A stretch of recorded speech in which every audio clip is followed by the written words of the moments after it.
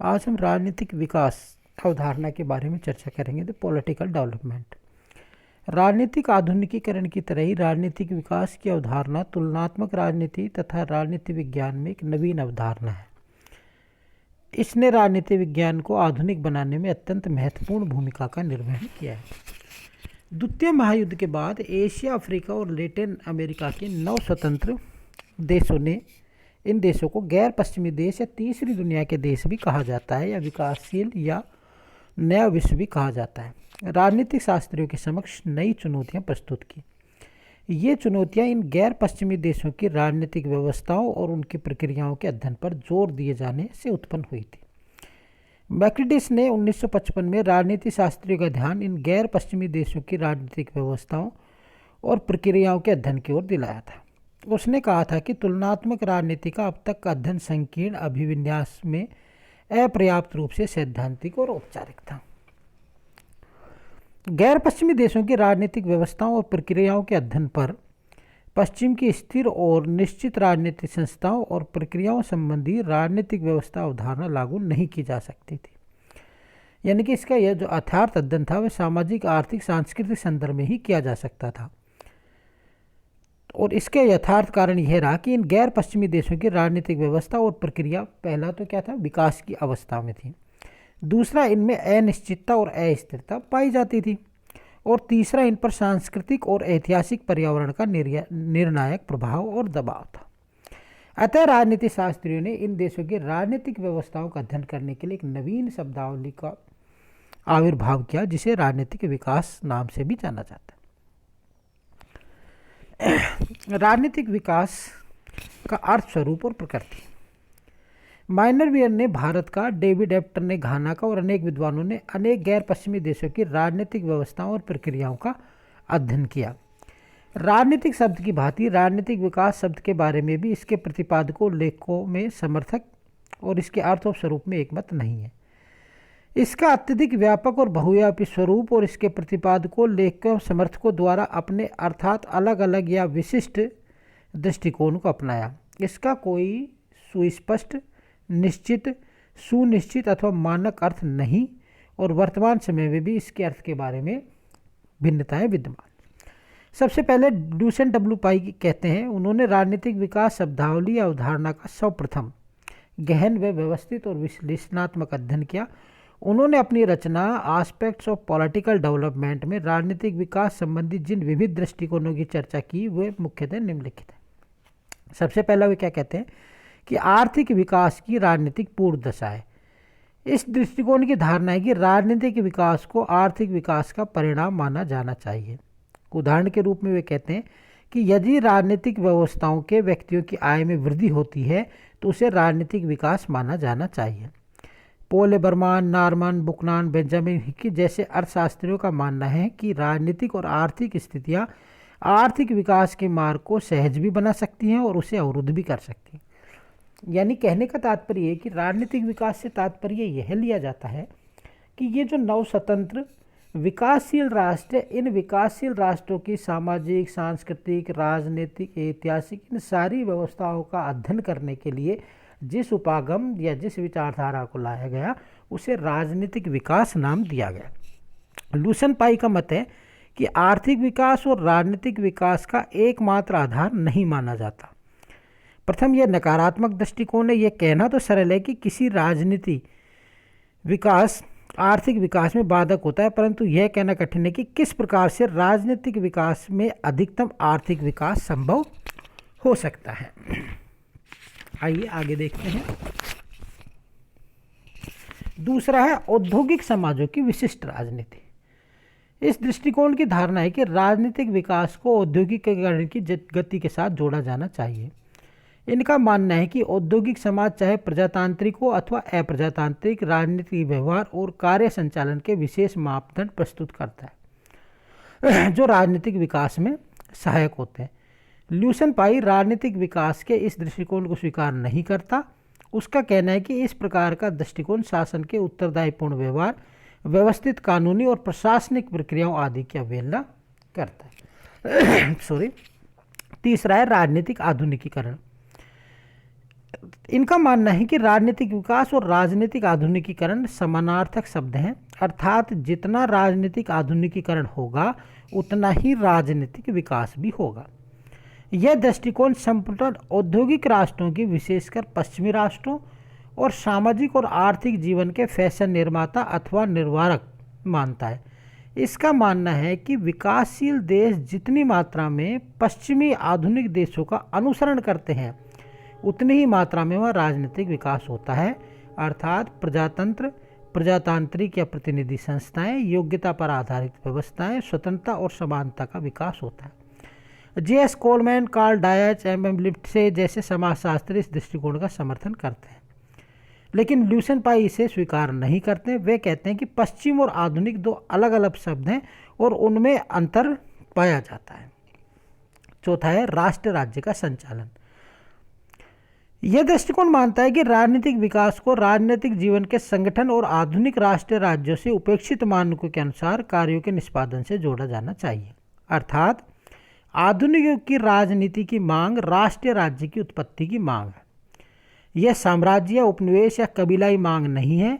यह दृष्टिकोण राष्ट्रवाद की राजनीति का समर्थन करता है, अर्थात राजनीतिक विकास और राष्ट्रवाद की राजनीति में तारतम्य या घनिष्ठ संबंध पाया जाता है। इसके समर्थक हैं एडवर्ड सिल्स, विलियम बैकवर्ड, के.एच. सिल्वर्ट।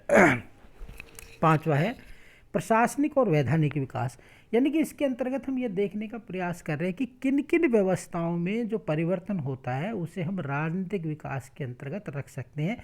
जब इन विकासशील देशों की राजनीतिक व्यवस्थाओं का अध्ययन विभिन्न राजनीति शास्त्रियों द्वारा किया गया तो उन्होंने कहा कि इन देशों में किन किन प्रकार के परिवर्तन हो रहे हैं सामाजिक, सांस्कृतिक, आर्थिक, राजनीतिक क्षेत्र के अंतर्गत, कि हम इन्हें राजनीतिक विकास के अंतर्गत रख सकते हैं। उसी चरण में पांचवा है प्रशासनिक और वैधानिक विकास। यह दृष्टिकोण मानता है कि राजनीतिक विकास और प्रशासनिक एवं वैधानिक विकास में गहरा संबंध है। विकास प्रक्रिया के लिए जहाँ शक्तिशाली व प्रभावशाली नौकरशाही की आवश्यकता है, वहाँ प्रशासनिक विकास के लिए बुद्धि संगतता के प्रसार और लौकिक व वैधानिक अवधारणाओं को सुदृढ़ करने की आवश्यकता है। इसके साथ मानवीय मामलों में विशिष्ट एवं तकनीकी ज्ञान की उत्पन्न करने की भी आवश्यकता है। Max Weber, Talcott Parson, A M. Henderson, Joseph La Palombara जैसे समाजशास्त्री इसी दृष्टिकोण का समर्थन करते हैं। छठा इसमें जन संगठन एवं सहभागिता। राजनीतिक विकास और राजनीतिक दृष्टि से जागरूक चेतन नागरिक और राजनीतिक व्यवस्था में उनकी अत्यधिक सहभागिता में गहरा संबंध होता है। यह दृष्टिकोण मताधिकार के विस्तार, जन सहभागिता के माध्यम, निर्णय निर्माण प्रक्रिया के विस्तरण को राजनीतिक विकास मानता है। वहीं दूसरी तरफ ल्यूसेन डब्ल्यू पाई इस दृष्टिकोण को बांझ भावुकता और भ्रष्टाचारी जनोत्तेजना की संज्ञा देता है। सातवां इसमें प्रजातंत्र का निर्माण। राजनीतिक विकास अवधारणा मानती है कि राजनीतिक विकास और प्रजातंत्र के निर्माण व प्रजातांत्रिक व्यवस्थाओं के मूल्यों की स्थापना में गहरा संबंध है। जोसेफ पोलम्ब्रा, रोनाल्ड पेत्रा जैसे शोधकर्ताओं का यही दृष्टिकोण है। वहीं ल्यूसेन डब्ल्यू पाई इसकी आलोचना करते हुए इस दृष्टिकोण को स्वीकार नहीं करता। उसका मानना है कि अनेक विकासशील देशों में प्रजातंत्र विद्यमान नहीं है, अनेक में सर्वसत्तावादी या फासीवादी, साम्यवादी या अन्य किसी प्रकार की व्यवस्थाएं विद्यमान है, फिर भी वहाँ राजनीतिक विकास तो हुआ ही है। दूसरा, प्रजातंत्र एक मूल्य मुक्त वैल्यू लेडन अवधारणा है, जबकि विकास एक मूल्य मुक्त या वैल्यू फ्री अवधारणा है। आठवां इसके अंतर्गत स्थायित्व अथवा सुव्यवस्थित परिवर्तन। यह दृष्टिकोण राजनीतिक विकास और स्थायित्व को अर्थात सुव्यवस्थित परिवर्तन को समानार्थक मानता है। उसका मानना है कि निश्चितता के वातावरण में ही अर्थात जहाँ अनिश्चितताएं कम से कम होती हैं वहीं पर सामान्यता सामाजिक और आर्थिक विकास होता है। कार्ल डायच और एफ.डब्ल्यू. रिक्स जैसे समाजशास्त्री इस दृष्टिकोण का समर्थन करते हैं। वहीं ल्यूसेन डब्ल्यू पाई इसे स्वीकार नहीं करता है और वह राजनीतिक विकास उसे नहीं मानता है जब राजनीतिक प्रक्रियाएं सामाजिक और आर्थिक परिवर्तनों को विवेकपूर्ण व उद्देश्यपूर्ण ढंग से निर्देशित व नियंत्रित करती है। नौवां है इसके अंतर्गत संगठन व सत्ता। राजनीतिक विकास के स्तर या अंश का अनुमान राज्य के ज्ञात संसाधनों के अधिकतम अथवा संभावित दोहन या उपयोग से लगाता है। ल्यूसन पाई राजनीतिक विकास के इस दृष्टिकोण को स्वीकार नहीं करता। उसका कहना है कि इस प्रकार का दृष्टिकोण प्रजातांत्रिक राजनीतिक व्यवस्थाओं पर लागू होता है। 10वां इसके अंतर्गत सामाजिक परिवर्तन की बहुआयामी प्रक्रिया का एक हिस्सा या पहलू। राजनीतिक विकास दृष्टिकोण को कुछ अंशों में समाज का एक स्वास्थ्य शास्त्रीय क्षेत्र मानता है, परंतु इसका यह भी कहना है कि इसे विकास के अन्य क्षेत्रों से पृथक या अलग करना अनावश्यक और अनुपयुक्त है। और लास्ट इसके अंतर्गत यह अंतर्राष्ट्रीय मामलों में राष्ट्रीय सम्मान की भावना। इस दृष्टिकोण के अनुसार यदि राष्ट्रीय आत्मसम्मान की भावना अंतर्राष्ट्रीय क्षेत्र को प्रभावित करती रहेगी, परंतु अंतर्राष्ट्रीय मामलों में राजनीतिक जीवन की बुनियादी इकाई के रूप में राष्ट्रीय राज्य को स्वीकार नहीं किया जाएगा। कोलमैन और माइनरवियर जैसे विद्वान इसी दृष्टिकोण का समर्थन करते हैं। वहीं ल्यूसन डब्ल्यू पाई इसे विकास संरक्षण की संज्ञा देता है। अर्थात इन सारी बातों से हम इस निष्कर्ष पर पहुंचते हैं कि इन विकासशील देशों में सामाजिक, सांस्कृतिक, आर्थिक, राजनीतिक क्षेत्रों में ये विभिन्न प्रकार के परिवर्तन, चाहे वो उनकी औद्योगिक व्यवस्था हो, चाहे उनमें राजनीतिक आधुनिकीकरण हो, चाहे राष्ट्र राज्य का संचालन हो, चाहे वहाँ के प्रशासनिक और वैधानिक व्यवस्थाओं में किसी भी प्रकार का परिवर्तन हो, या प्रजातंत्र का निर्माण हो, जनता की सहभागिता हो, संचार के साधनों का विकास हो, और सुव्यवस्थित आर्थिक व्यवस्था का संचालन हो, या संगठन और सत्ता इनका संचालन हो, इन सभी में या सामाजिक परिवर्तन की प्रक्रिया में किसी भी प्रकार के जो भी परिवर्तन आ रहे हैं, यानी प्रथम से द्वितीय अवस्था में जहाँ ये विकासशील राष्ट्र जा रहे हैं, तो इन सभी को मिलाकर हम ये कह सकते हैं कि हाँ, इन राष्ट्रों के मध्य राजनीतिक विकास की व्यवस्थाएं पाई जाती हैं।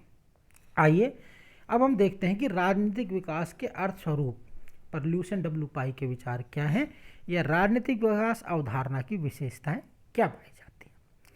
अमूमन ये क्वेश्चन एग्जाम में पूछा जाता है कि राजनीतिक विकास की 3 अवस्थाएं या उसकी विशेषताओं को बताइए। तो इसे हम ध्यान से देखेंगे। राजनीतिक विकास संबंधी विविध दृष्टिकोणों का विश्लेषण करने के बाद ल्यूसन पाई ने अपनी रचना एस्पेक्ट्स ऑफ पॉलिटिकल डेवलपमेंट में इस संबंध में अपने विचारों को निम्नलिखित 3 पहलुओं में अभिव्यक्त किया है। सबसे पहला है इसके अंतर्गत समता या समानता या इक्वलिटी। यह राजनीतिक विकास की मूल विशेषता है। यह राजनीतिक व्यवस्था से निम्नलिखित अपेक्षाएं रखती है। जैसे पहला, लोकप्रिय शासन अथवा कम से कम उसका दिखावा। दूसरा है राजनीतिक क्रियाकलापों में लोगों की सक्रिय सहभागिता, संबद्धता और अवसर की समानता। तीसरा है कानून का शासन, कानून की सार्वभौम प्रकृति एवं कानूनों का न्यूनाधिक मात्रा में निर्वैधिक निष्पादन। चौथा है राजनीतिक पदों पर भर्ती के लिए योग्यता पर आधारित सिद्धांत। दूसरे शब्दों में पदों में भर्ती के लिए जो मानव सिद्धांत रखे जाएं वे योग्यता और उपलब्धियों पर आधारित हों, वंश परंपरा, जाति, धर्म आदि पर नहीं। दूसरा है क्षमता यानी कि कैपेसिटी। इसके अंतर्गत आते हैं पहला तो आउटपुट यानी कि निर्गत प्रदान करना। दूसरा है सामाजिक और आर्थिक व्यवस्था को प्रभावित करना। तीसरा है व्यवस्था की निष्पादन क्षमता को प्रभावित करने वाली परिस्थितियों को जानना एवं समझना। चौथा है राजनीतिक और शासन के निष्पादन के विशाल क्षेत्र व पैमाने को समझना। राजनीतिक व्यवस्था को लोक कल्याणकारी बनाने हेतु विवादों का समाधान करना एवं जन मांगों की पूर्ति करना। सार्वजनिक नीति की प्रभावकारिता और कुशलता को समझना। शासन का व्यवसायीकरण करना। प्रशासन को बुद्धिसंगत बनाना। नीति का लौकिक अभिविन्यास करना और शासन कार्यों में विचार विमर्श को बढ़ावा देना तथा उन्हें वैधता प्रदान करना।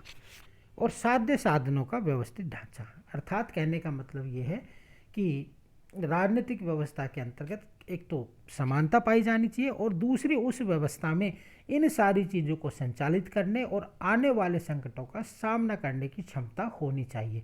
तब तो वह व्यवस्था टिक पाएगी और हम कह पाएंगे कि हाँ, यहाँ राजनीतिक विकास या पॉलिटिकल डेवलपमेंट हो रहा है, अन्यथा वह व्यवस्था असफल कही जाएगी। और तीसरा इसके अंतर्गत विभिन्नीकरण अथवा विभेदीकरण या डिफ्रेंसिएशन। इसका संबंध राजनीतिक व्यवस्थाओं की संरचनाओं के विसरण और विशेषीकरण से है। लुसेन पाई कहते हैं कि राजनीतिक व्यवस्था का खंडीकरण करना अथवा उसके भिन्न भिन्न अंगों का पृथक्करण नहीं है, यह उनका एकीकरण और विशेषीकरण है। इनमें 3 बातें हैं। पहला है पदों व अभिकरणों के सुस्पष्ट व सीमित कार्य, दूसरा है श्रम का समान विभाजन, और तीसरा है संरचनाओं और प्रक्रियाओं का एकीकरण। सॉरी, यानी कि राजनीतिक विकास संबंधी उपयुक्त विशेषताओं का विवेचन करने के बाद लुसेन पाई यह विचार अभिव्यक्त करता है कि ये विशेषताएं सरलता से एक दूसरे के अनुकूल भी हो सकती हैं और नहीं भी हो सकती। उदाहरण के लिए कहते हैं कि समानता की मांग, क्षमता की आवश्यकता और अधिकता की विभीकरण की प्रक्रिया में तनाव भी हो सकता है और नहीं भी हो सकता है। लुसेन पाई कहते हैं कि अधिकतर समानता के लिए दबाव व्यवस्था की क्षमता को चुनौती दे सकता है और विभिन्नीकरण गुणात्मक या विशिष्ट ज्ञान के महत्व पर अधिक बल या जोर देकर समानता को कम कर सकते हैं। अर्थात राजनीतिक विकास या राजनीतिक संस्कृति क्षमता का संबंध प्रशासन की प्राधिकृत अथॉरिटी और संरचनाओं के निष्पादन से है। राजनीतिक विकास की समस्या राजनीतिक संस्कृति, प्राधिकृत संरचनाओं और सामान्य राजनीतिक प्रक्रिया के संबंध के इर्द गिर्द घूमती हुई एक समस्या है। अर्थात इसकी 3 विशेषताएं बताई गई, पहली समता, दूसरी क्षमता और तीसरा विभेदीकरण। आइए अब हम देखते हैं राजनीतिक विकास की कुछ प्रचलित परिभाषाएं। सबसे पहला इसके अंतर्गत लुसेन पाई की, वो कहते हैं कि राजनीतिक विकास अंततः राजनीतिक संस्कृति, प्राधिकृत संरचनाओं और राजनीतिक प्रक्रियाओं के परस्पर संबंधों के बीच घूमता रहता है। दूसरा एल्फ्रेड डायमंड, उनका मानना है कि राजनीतिक विकास एक ऐसी प्रक्रिया है जिसमें नवीन सामाजिक लक्ष्यों के नए प्रकारों को पूरा करने, उन्हें सफलतापूर्वक क्रियान्वित करने एवं नए प्रकार के संगठनों के निर्माण करने की क्षमता रहती है। आमंड और पावेल कहते हैं कि राजनीतिक विकास राजनीतिक संरचनाओं की अभिवृद्धि, विभिन्नीकरण व राजनीतिक संस्कृति का बढ़ा हुआ लौकिकीकरण है।